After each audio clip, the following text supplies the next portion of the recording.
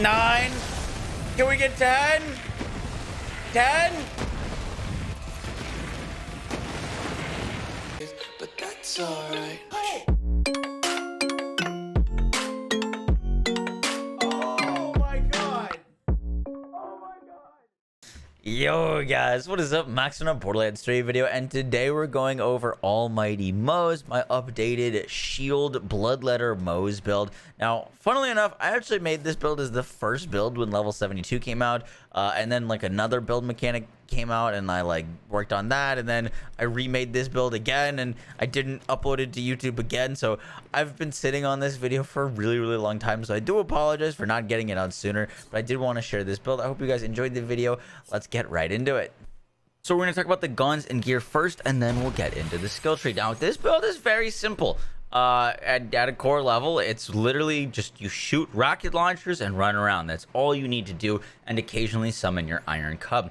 Now, we are using slow-firing big AoE rocket launchers like the Plague Bear and the Hive, and then running around. We are spec'd into the skill Russian Offensive, which is going to give us lifesteal when we're running around, and we're also using the Infernal Wish. So what we need to do is when we shoot, we're going to get 2 projectiles of our rocket launcher, and they're going to be amped. I have an amp wish, which is just going to give me even more damage, but per shot I get 2 Plague Bear shots, which is ridiculous.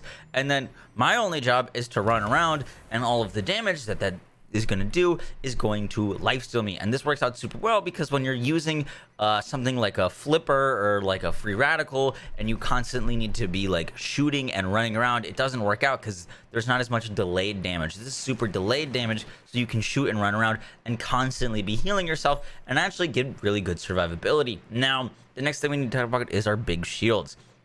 The shield that I prefer to use is the Infernal Wish. This is the only shield that you need for this build, but I wanted to see how much shield I could get, and so I got myself a triple turtle madcap. This is from the beginning of the video where I had ridiculous amounts of shields. I'll be sitting at a little over 600k base shields while wearing this thing, and I'm also using a bloodletter and a Snowdrift Deathless. Now if you want to get the absolute most amount of shields, you're going to want 5 out of 5 Phalanx Doctrine was what worked best for me.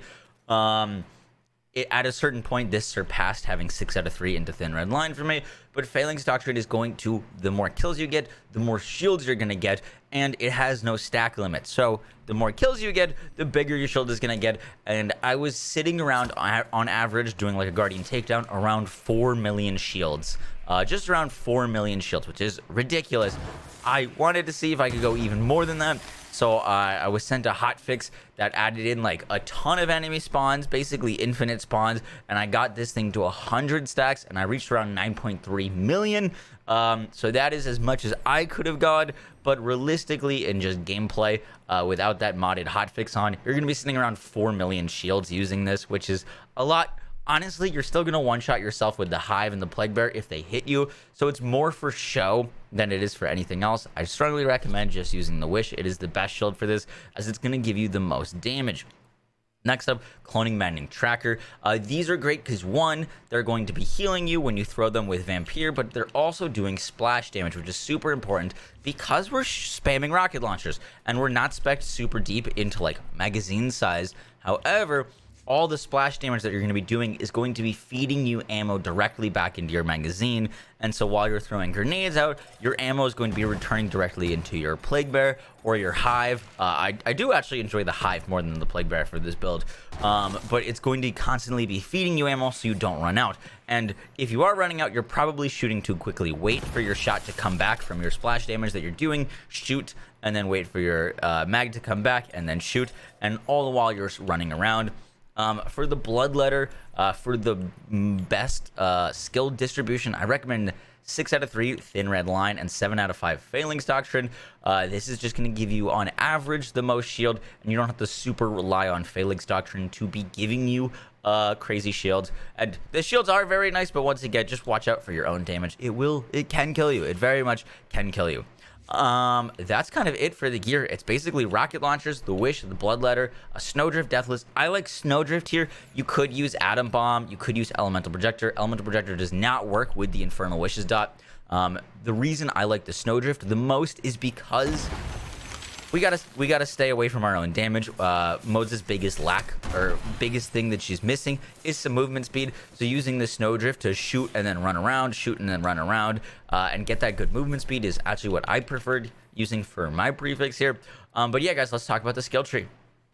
So showing on screen is the skill tree, and the first thing I want to talk about is something that I learned that is new, that was shown to me by CZ47, and that is full can of whoop ass. Now, I never spec into this skill, and it reads, entering Iron Bear causes Moze and her allies shield to immediately begin recharging at an increased shield recharge rate.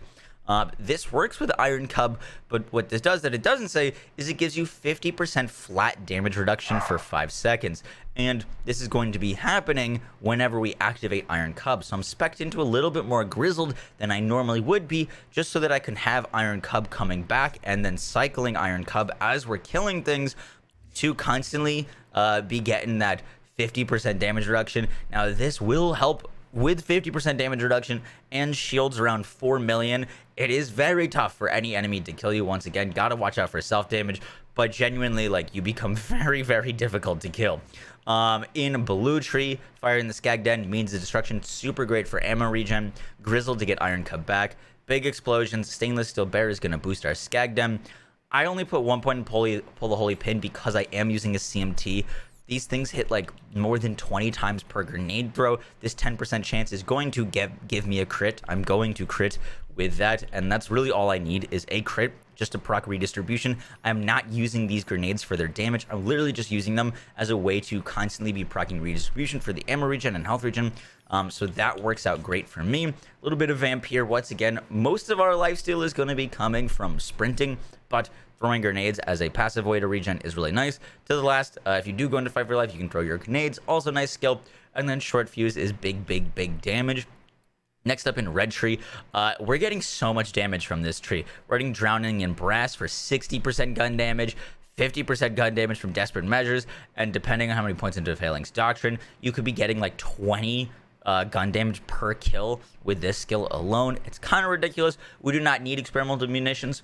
Our rocket launchers aren't going to be creating that much. This plus 15% bonus incendiary damage is literally nothing compared to Fire in the Skag Den, which is like 493% bonus incendiary damage with Mayhem scaling. And on top of that, we have Big Surplus, which is also like 490% bonus incendiary damage. So this 1 point, I know it's only 1 point, this 15% is literally not going to do anything for us. You could spec Tenacious Defense. We're not really needing this. To be honest, you could, the best way to proc this is actually going down into Fight for Your Life. When you go into Fight for Your Life and then you come back up, you're going to come up with this 30% gun damage, which is nice, but I wanted to focus on getting my max shield up and shield recharge rate and shock damage resistance with flat off Ingenuity, but you could toss a point here.